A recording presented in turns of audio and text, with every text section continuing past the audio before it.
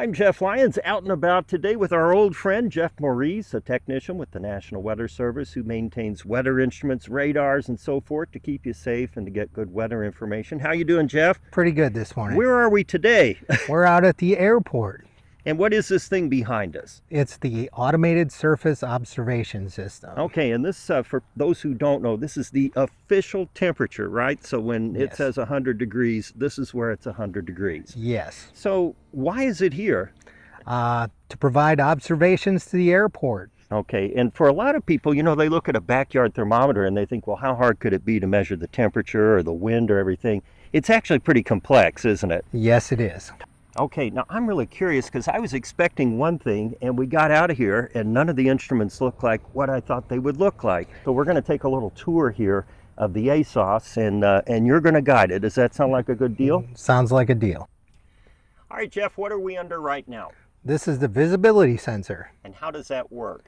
It works by shooting a beam of light out, and then the receive assembly actually sees the reflection of it.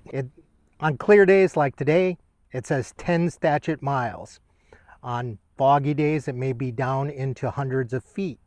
All right, we are at the ice detector, not really being used much today, but how does this work when we do have ice?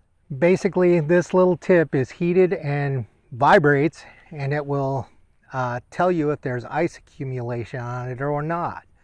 All right, we're up to our next instrument. What do we have here? This is the cloud height indicator. Okay, and how does that work? Basically, it shoots a beam up, and then the reflective light that comes back tells the oscillometer how high the ceiling is. This one goes up to 12,000 feet. A new one that's coming out that's supposed to go to 50,000 feet. Man, that must be some light that's coming out of there then. Yes, it's very intense. All right, we're at our next instrument right now. This one, hard to really figure out what this thing does. What is it? This is the present weather sensor. And what does that mean exactly? Well, it takes all the measurements from the Asos, and by the particulate that falls through the transmit and receive assembly up there, it gives you either it's fog, rain, snow, volcanic ash, dust. We get a lot of volcanic ash around here. No, we don't, thank goodness. Yeah. You know, we've talked about so many instruments here. Is there one that just measures the temperature, just the plain old temperature? That's what this is. This is the temperature and dew point sensor. This is actually a new modernized one that was just installed several months ago.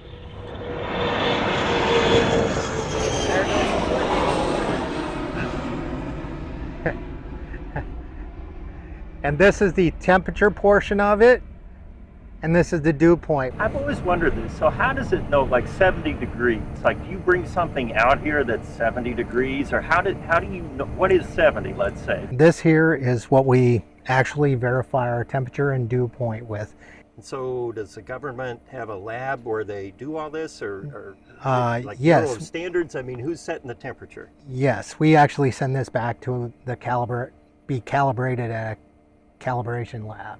So this is quite a setup you have here. What does this do? This is actually the precipitation gauge. Why is it surrounded by all of this metal? Well, that's actually to knock the wind down so that the precip will settle onto the actual lip of this assembly. And that's where it winds up. And so once the rain or snow or sleet or whatever falls into that vessel, then how is it counted? It's counted by weight. Yes, it actually weighs the water. There's a precision scale inside of it that we have to calibrate quarterly, just like everything else. Now I'm surprised. I was expecting a little whirligig up here, you know, the 3 cups spinning around for the anemometer. Not done that way anymore to measure the wind. Not necessarily. Now we use an ultrasonic wind sensor on the Asoses. And so how does that work then? You've just got 3 sensors up there that do what? 3 prongs that actually send out an ultrasonic signal, and they can detect which way the wind is blowing by their shift in their frequencies.